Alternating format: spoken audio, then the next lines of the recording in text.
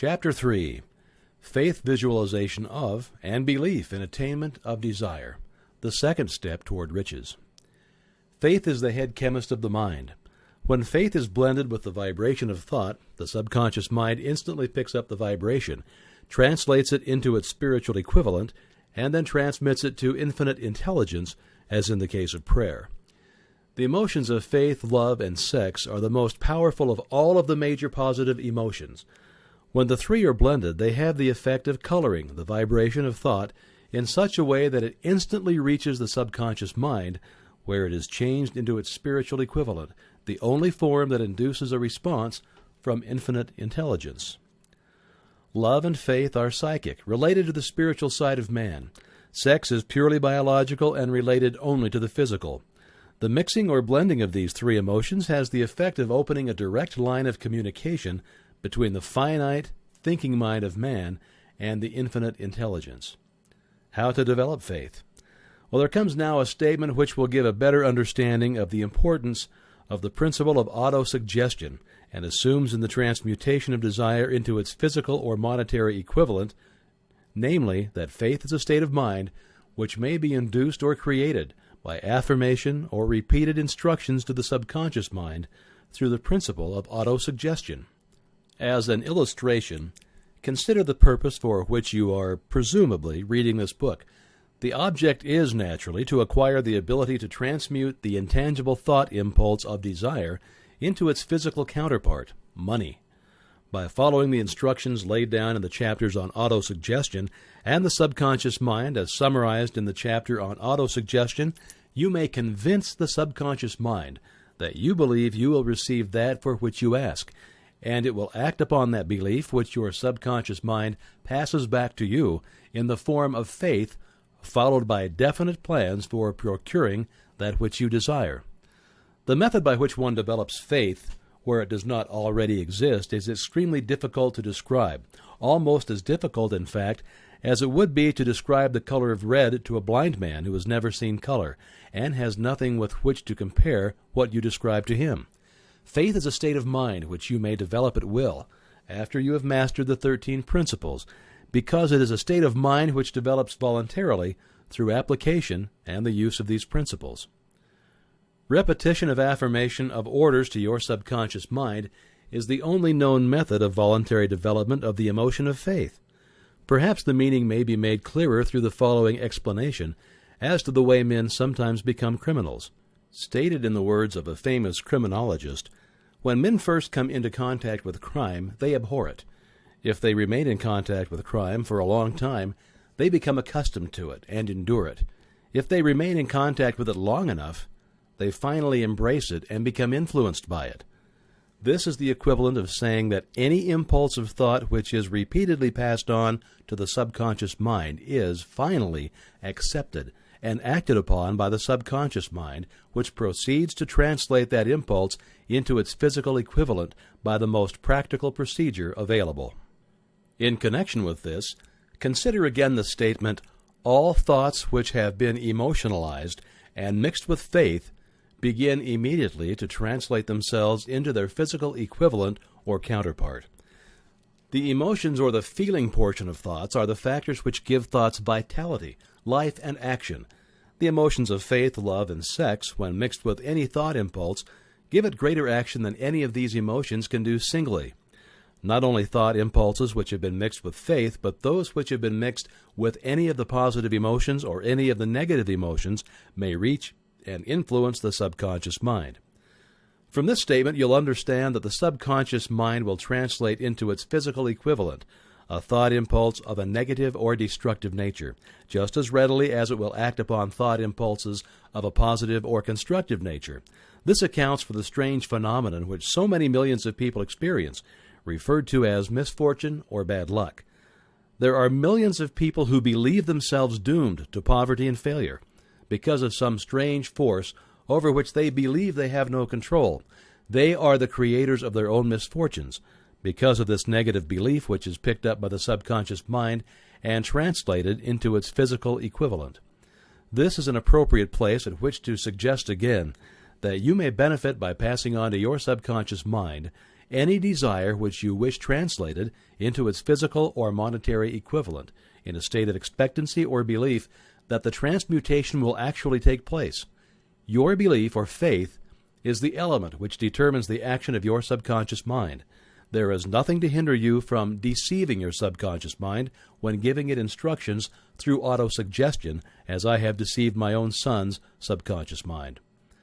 To make this deceit more realistic, conduct yourself just as you would if you were already in possession of the material thing which you are demanding when you call upon your subconscious mind. The subconscious mind will transmute into its physical equivalent by the most direct and practical media available any order which is given to it in a state of belief or faith that the order will be carried out. Surely enough has been stated to give a starting point from which one may, through experiment and practice, acquire the ability to mix faith with any order given to the subconscious mind. Perfection will come through practice. It cannot come by merely reading instructions. If it be true that one may become a criminal by association with crime, and this is a known fact, it is equally true that one may develop faith by voluntarily suggesting to the subconscious mind that one has faith. The mind comes finally to take on the nature of the influences which dominate it. Understand this truth, and you will know why it is essential for you to encourage the positive emotions as dominating forces of your mind and discourage and eliminate negative emotions. A mind dominated by positive emotions becomes a favorable abode for the state of mind known as faith. A mind so dominated may, at will, give the subconscious mind instructions, which it will accept and act upon immediately. Faith is a state of mind which may be induced by autosuggestion. All down the ages, the religionists have admonished struggling humanity to have faith in this, that, and other dogma or creed, but they've failed to tell people how to have faith. They have not stated that faith is a state of mind and that it may be induced by self-suggestion. In language which any normal human being can understand, we will describe all that is known about the principle through which faith may be developed, where it does not already exist. Have faith in yourself, faith in the infinite. Before we begin, you should be reminded once again that faith is the eternal elixir which gives life, power, and action to the impulse of thought. The foregoing sentence is worth reading a second time and a third and a fourth. It is worth reading aloud. Faith is the starting point of all accumulation of riches. Faith is the basis of all miracles and all mysteries which cannot be analyzed by the rules of science. Faith is the only known antidote for failure. Faith is the element, the chemical, which, when mixed with prayer, gives one direct communication with infinite intelligence. Faith is the element which transforms the ordinary vibration of thought created by the finite mind of man into the spiritual equivalent. Faith is the only agency through which the cosmic force of infinite intelligence can be harnessed and used by men.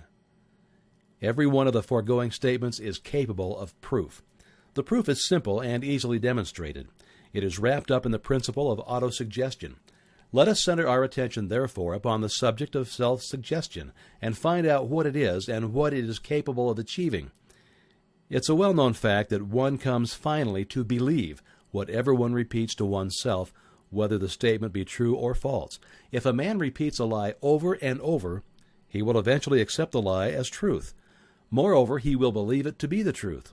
Every man is what he is because of the dominating thoughts which he permits to occupy his mind.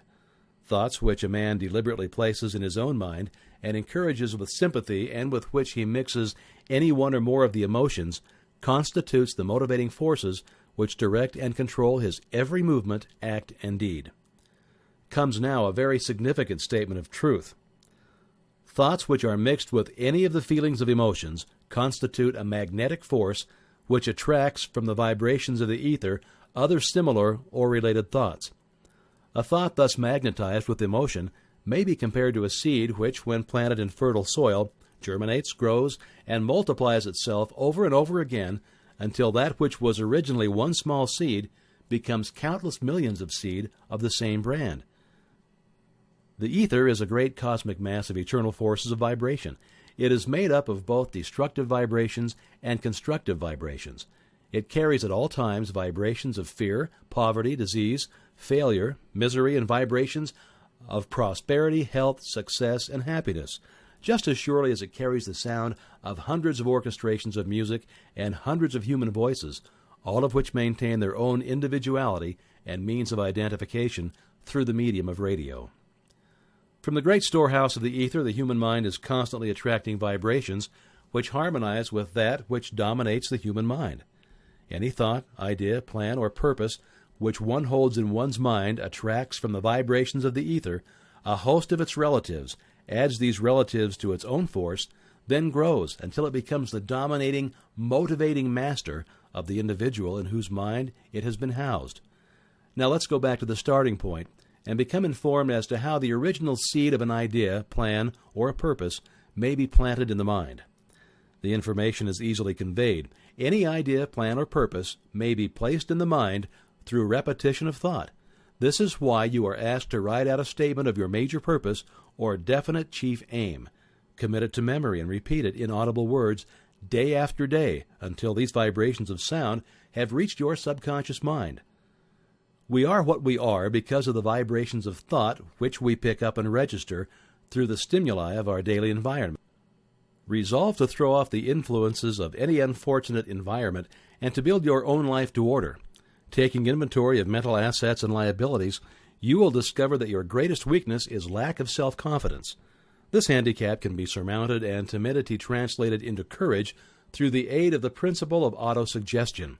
The application of this principle may be made through a simple arrangement of positive thought impulses stated in writing, memorized, and repeated until they become a part of the working equipment of the subconscious faculty of your mind. Self-confidence formula. First, I know that I have the ability to achieve the object of my definite purpose in life. Therefore, I demand of myself persistent, continuous action toward its attainment, and I here and now promise to render such action. Second, I realize the dominating thoughts of my mind will eventually reproduce themselves in outward physical action and gradually transform themselves into physical reality. Therefore, I will concentrate my thoughts for 30 minutes daily upon the task of thinking of the person I intend to become, thereby creating my mind in a clear mental picture of that person. Third, I know through the principle of autosuggestion any desire that I persistently hold in my mind will eventually seek expression through some practical means of attaining the object back of it. Therefore, I will devote 10 minutes daily to demanding of myself the development of self-confidence. Fourth, I have clearly written down a description of my definite chief aim in life, and I will never stop trying until I shall have developed sufficient self-confidence for its attainment. Fifth, I fully realize that no wealth or position can long endure unless built upon truth and justice. Therefore, I will engage in no transaction which does not benefit all whom it affects. I will succeed by attracting to myself the forces I wish to use and the cooperation of other people. I will induce others to serve me because of my willingness to serve others. I will eliminate hatred, envy, jealousy, selfishness, and cynicism by developing love for all humanity, because I know that a negative attitude toward others can never bring me success. I will cause others to believe in me, because I will believe in them and in myself. I will sign my name to this formula, commit it to memory, and repeat it aloud once a day with full faith that it will gradually influence my thoughts and actions so that I will become a self-reliant and successful person. Back of this formula is a law of nature which no man has yet been able to explain. It has baffled the scientists of all ages. The psychologists have named this law autosuggestion, and they let it go at that. The name by which one calls this law is of little importance. The important fact about it is it works for the glory and success of mankind. If it is used constructively, that is. On the other hand, if it is used destructively, it will destroy just as readily. In this statement may be found a very significant truth, namely that those who go down in defeat and end their lives in poverty, misery, and distress do so because of negative application of the principle of autosuggestion. The cause may be found in the fact that all impulses of thought have a tendency to clothe themselves in their physical equivalent.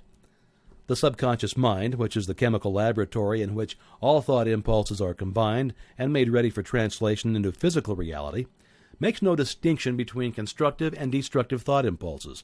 It works with the material that we feed it through our thought impulses. The subconscious mind will translate into reality a thought driven by fear just as readily as it will translate into reality a thought driven by courage or faith. The pages of medical history are rich with illustrations of cases of suggestive suicide. A man may commit suicide through negative suggestion just as effectively as by any other means. In a Midwestern city, a man by the name of Joseph Grant, a bank official, borrowed a large sum of the bank's money without the consent of the directors. He lost the money through gambling. One afternoon, the bank examiner came and began to check the accounts. Grant left the bank, took a room in a local hotel, and when they found him 3 days later, he was lying in bed, wailing and moaning, repeating over and over these words, "My God, this will kill me. I cannot stand the disgrace." In a short time he was dead. The doctors pronounced the case one of mental suicide. Just as electricity will turn the wheels of industry and render useful service if used constructively, or snuff out life if wrongly used, so will the law of autosuggestion lead you to peace and prosperity, or down into the valley of misery, failure, and death, according to your degree of understanding and application of it.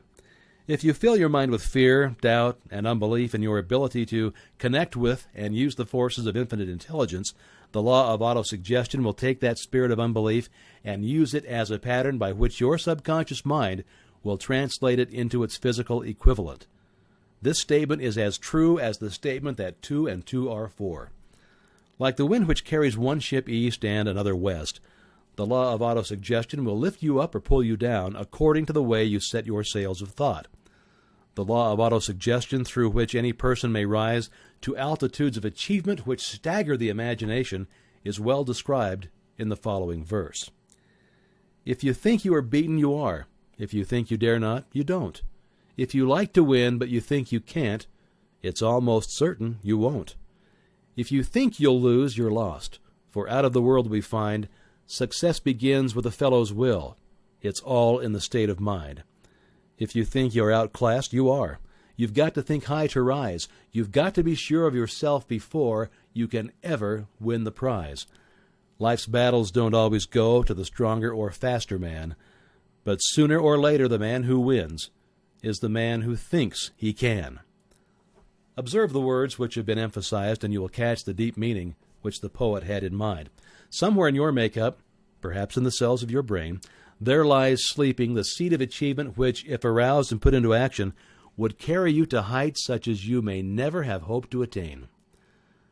Just as a master musician may cause the most beautiful strains of music to pour forth from the strings of a violin, so may you arouse the genius which lies asleep in your brain and cause it to drive you upward to whatever goal you may wish to achieve. Abraham Lincoln was a failure at everything he tried until he was well past the age of 40. He was a Mr. Nobody from nowhere until a great experience came into his life, aroused the sleeping genius within his heart and brain, and gave the world one of its really great men. That experience was mixed with the emotions of sorrow and love. It came to him through Anne Rutledge, the only woman whom Lincoln ever truly loved. It's a known fact that the emotion of love is closely akin to the state of mind known as faith, and this for the reason that love comes very near to translating one's thought impulses into their spiritual equivalent. During his work of research, the author discovered from the analysis of the life work and achievements of hundreds of men of outstanding accomplishment that there was the influence of a woman's love back of nearly every one of them. The emotion of love in the human heart and brain creates a favorable field of magnetic attraction, which causes an influx of the higher and finer vibrations which are afloat in the ether. If you wish evidence of the power of faith, study the achievements of men and women who have employed it. At the head of the list comes the Nazarene. Christianity is the greatest single force which influences the minds of men. The basis of Christianity is faith. No matter how many people have perverted or misinterpreted the meaning of this great force, and no matter how many dogmas and creeds have been created in its name which do not reflect its tenets. The sum and substance of the teachings and the achievements of Christ, which may have been interpreted as miracles, were nothing more nor less than faith. If there are any such phenomena as miracles, they are produced only through the state of mind known as faith. Some teachers of religion and many who call themselves Christians neither understand nor practice faith.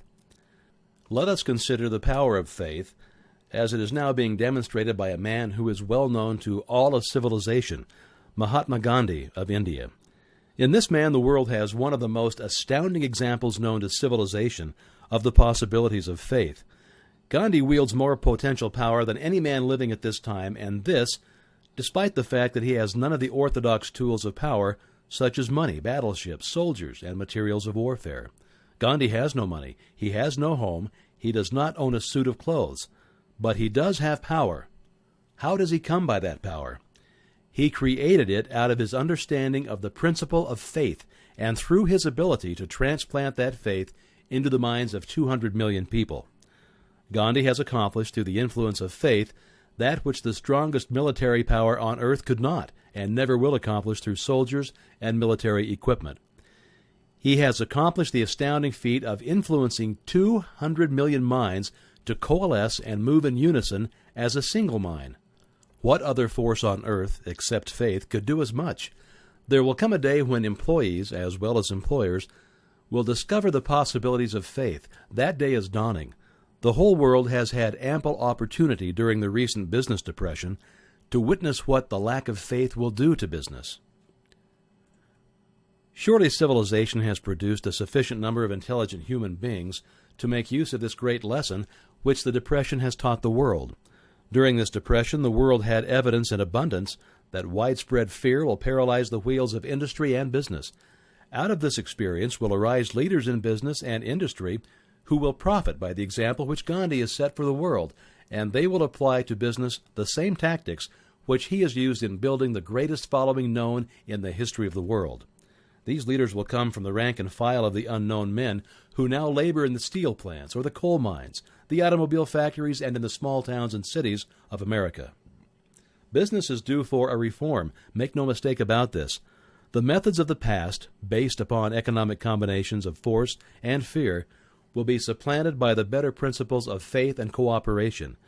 Men who labor will receive more than daily wages. They will receive dividends from the business, the same as those who supply the capital for business. But first, they must give more to their employers and stop this bickering and bargaining by force at the expense of the public.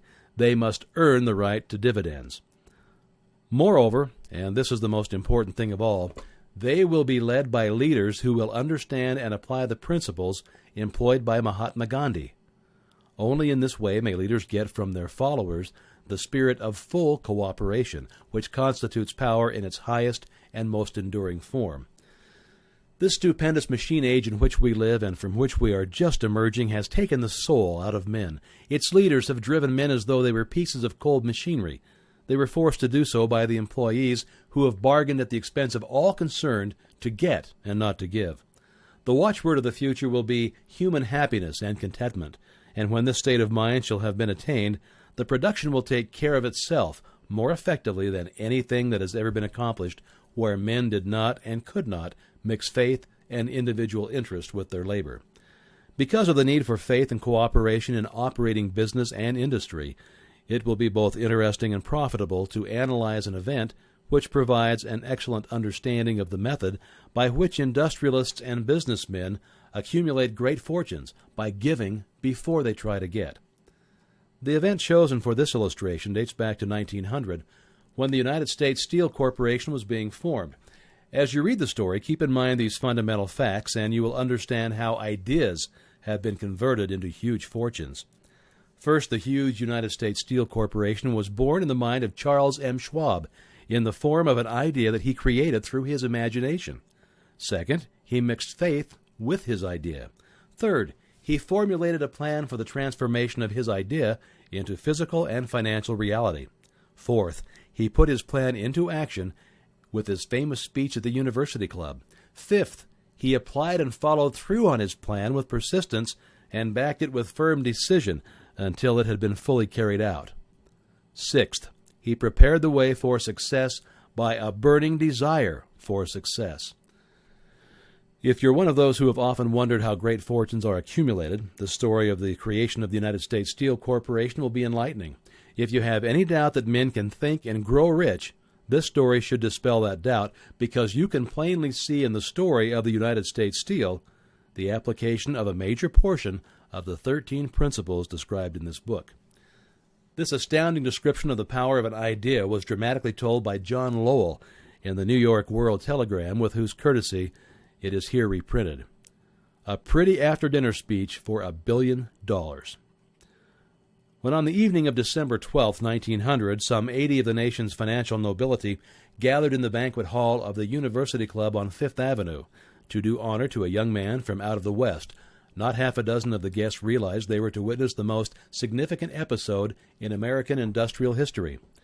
J. Edward Simmons and Charles Stuart Smith, their hearts full of gratitude for the lavish hospitality bestowed on them by Charles M. Schwab during a recent visit to Pittsburgh, had arranged the dinner to introduce the 38-year-old steel man to Eastern Banking Society. But they did not expect him to stampede the convention. They warned him, in fact, that the bosoms within New York stuffed shirts would not be responsive to oratory, and that if he did not want to bore the Stillhans and the Harrimans and Vanderbilts, he'd better limit himself to 15 or 20 minutes of polite vaporings and then let it go at that. Even John Pierpont Morgan, sitting on the right hand of Schwab as became his imperial dignity, intended to grace the banquet table with his presence only briefly. And so far as the press and public were concerned, the whole affair was of so little moment that no mention of it found its way into print the next day. So the two hosts and their distinguished guests ate their way through the usual 7 or 8 courses. There was little conversation, and what there was of it was restrained. Few of the bankers and brokers had met Schwab, whose career had flowered along the banks of the Monongahela, and none knew him very well.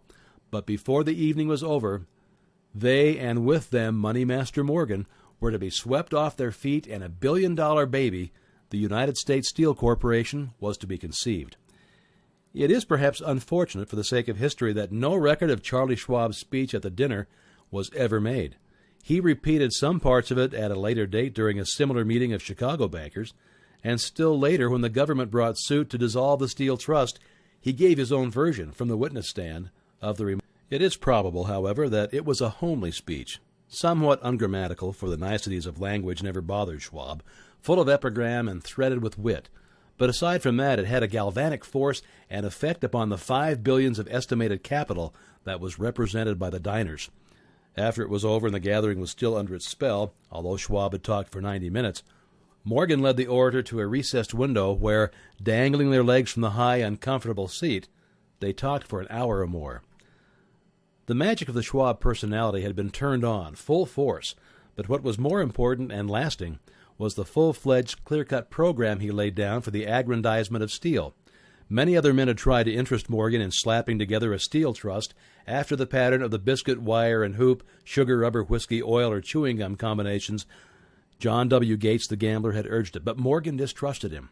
The Moore boys, Bill and Jim, Chicago stock jobbers who had glued together a match trust and a cracker corporation, had urged it and failed. Elbert H. Gary, the sanctimonious country lawyer, wanted to foster it, but he wasn't big enough to be impressive. Until Schwab's eloquence took J.P. Morgan to the heights from which he could visualize the solid results of the most daring financial undertaking ever conceived, the project was regarded as a delirious dream of easy money crackpots. The financial magnetism that began a generation ago to attract thousands of small and sometimes inefficiently managed companies into large and competition-crushing combinations had become operative in the steel world through the devices of that jovial business pirate, John W. Gates. Gates had already formed the American Steel and Wire Company out of a chain of small concerns, and together the National Tube and American Bridge Companies were two more Morgan concerns, and the Moore brothers had forsaken the match and cookie business to form the American Group, Tin Plate, Steel Hoop, Sheet Steel, and the National Steel Company. But by the side of Andrew Carnegie's gigantic vertical trust, a trust owned and operated by 53 partners, those other combinations were picayune. They might combine to their heart's content, but the whole lot of them could not make a dent in the Carnegie organization, and Morgan knew it. The eccentric old Scot knew it too. From the magnificent heights of Skibo Castle, he had viewed first with amusement and then with resentment the attempts of Morgan's smaller companies to cut into his business. When the attempts became too bold, Carnegie's temper was translated into anger and retaliation. He decided to duplicate every mill owned by his rivals. Hitherto he had not been interested in wire, pipe, hoops, or sheet. Instead, he was content to sell such companies the raw steel and let them work it into whatever shape they wanted. Now with Schwab as his chief and able lieutenant, he planned to drive his enemies to the wall. So it was in that speech of Charles M. Schwab, Morgan saw the answer to his problem of combination. A trust without Carnegie, giant of them all, would be no trust at all. A plum pudding, as one writer said, without the plums. Schwab's speech on the night of December 12, 1900, undoubtedly carried the inference, though not the pledge, that the vast Carnegie enterprise could be brought under the Morgan tent. He talked of the world future for steel, of reorganization for efficiency, of specialization, of the scrapping of unsuccessful mills, and the concentration of effort on the... More than that, he told the buccaneers among them wherein lay the errors of their customary piracy. Their purposes, he inferred, had been to create monopolies, raise prices, and pay themselves fat dividends out of privilege. Schwab condemned the system in his heartiest manner. The short-sightedness of such a policy, he told his hearers, lay in the fact that it restricted the market in an era when everything cried for expansion. By cheapening the cost of steel, he argued, an ever-expanding market would be created, more uses for steel would be devised, and a goodly portion of the world trade could be captured. Actually, though, he did not know it, Schwab was an apostle of modern mass production. So the dinner at the University Club came to an end. Morgan went home to think about Schwab's rosy predictions. Schwab went back to Pittsburgh to run the steel business for We Andra Carnegie, while Gary and the rest went back to their stock tickers to fiddle around in anticipation of the next move. It was not long coming. It took Morgan about 1 week to digest the feast of reason that Schwab had placed before him. When he had assured himself that no financial indigestion was to result, he sent for Schwab and found that the young man rather coy. Mr. Carnegie, Schwab indicated, might not like it if he found his trusted company president had been flirting with the Emperor of Wall Street, the street upon which Carnegie was resolved never to tread. Then it was suggested by John W. Gates, the go-between, that if Schwab happened to be in the Bellevue Hotel in Philadelphia, J.P. Morgan might also happen to be there. When Schwab arrived, however, Morgan was inconveniently ill at his New York home, and so on the elder man's pressing invitation, Schwab went to New York and presented himself at the door of the financier's library. Now, certain economic historians have professed the belief that from the beginning to the end of the drama, the stage was set by Andrew Carnegie, that the dinner to Schwab, the famous speech, the Sunday night conference between Schwab and the Money King were events arranged by the canny Scot. But the truth is exactly the opposite. When Schwab was called in to consummate the deal, he didn't even know whether the little boss, as Andrew was called, would so much as listen to an offer to sell, particularly to a group of men whom Andrew regarded as being endowed with something less than holiness. But Schwab did take into the conference with him, in his own handwriting, 6 sheets of copperplate figures, representing to his mind the physical worth and the potential earning capacity of every steel company he regarded as an essential star in the new metal firmament. 4 men pondered over these figures all night. The chief, of course, was Morgan, steadfast in his belief in the divine right of money. With him was his aristocratic partner, Robert Bacon, a scholar and a gentleman. The third was John W. Gates, whom Morgan scorned as a gambler and used as a tool. The fourth was Schwab, who knew more about the processes of making and selling steel than any whole group of men then living. Throughout that conference, the Pittsburgher's figures were never questioned. If he said a company was worth so much, then it was worth that much and no more. He was insistent, too, upon including in the combination only those concerns he nominated. He had conceived a corporation in which there would be no duplication, not even to satisfy the greed of friends who wanted to unload their companies upon the broad Morgan shoulders. This he left out by design. A number of the larger concerns upon the walruses and carpenters of Wall Street had cast hungry eyes. When dawn finally came, Morgan rose and straightened his back. Only one question remained. "Do you think you can persuade Andrew Carnegie to sell?" he asked. "I can try," said Schwab. "If you get him to sell, I will undertake the matter," said Morgan. So far so good, but would Carnegie sell? How much would he demand? Schwab thought about $320 million. What would he take payment in? Common or preferred stocks? Bonds? Cash? Nobody could raise $350 million in cash. There was a golf game in January on the frost-cracking heath of the St. Andrews Links in Westchester, with Andrew bundled up in sweaters against the cold and Charlie talking volubly as usual to keep his spirits up. But no word of business was mentioned until the pair sat down in the cozy warmth of the Carnegie cottage hard by. Then, with the same persuasiveness that had hypnotized 80 millionaires at the University Club, Schwab poured out the glittering promises of retirement in comfort, of untold millions to satisfy the old man's social caprices. Carnegie capitulated, wrote a figure on a slip of paper, handed it to Schwab, and said, "All right, that's what we'll sell it for." The figure was approximately $400 million and was reached by taking the $320 million mentioned by Schwab as a basic figure and adding to it $80 million to represent the increased capital value over the previous 2 years. Later, on the deck of a transatlantic liner, the Scotsman said ruefully to Morgan, "I wish I had asked you for $100 million more." "If you'd have asked for it, you'd have gotten it," Morgan told him cheerfully. There was an uproar, of course. A British correspondent cabled that the foreign steel world was appalled by the gigantic combination. President Hadley of Yale declared that unless trusts were regulated, the country might expect an emperor in Washington within the next 25 years. But that able stock manipulator Keene went at his work of shoving the new stock at the public, and he was so vigorous that all the excess water, estimated by some nearly at $600 million, was absorbed in a twinkling. So Carnegie has his millions, and the Morgan Syndicate had $62 million for all its trouble, and the boys from Gates to Gary had their millions. The 38-year-old Schwab had his reward. He was made president of the new corporation and remained in control until 1930. The dramatic story of big business which you have just finished was included in this book because it's a perfect illustration of the method by which desire can be transmuted into its physical equivalent. I imagine some readers will question the statement that a mere intangible desire can be converted into its physical equivalent. Doubtless some will say, you cannot convert nothing into something. The answer is in the story of the United States Steel Corporation. That giant organization was created in the mind of one man. The plan by which the organization was provided with the steel mills that gave it financial stability was created in the mind of the same man. His faith, his desire, his imagination, his persistence were the real ingredients that went into United States Steel. The steel mills and mechanical equipment acquired by the corporation, after it had been brought into legal existence, were incidental.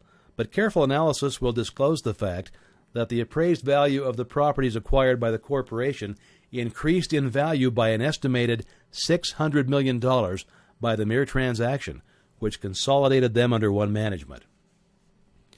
In other words, Charles M. Schwab's idea, plus the faith with which he conveyed it to the minds of J.P. Morgan and the others, was marketed for a profit of approximately $600 million. Not an insignificant sum for a single idea.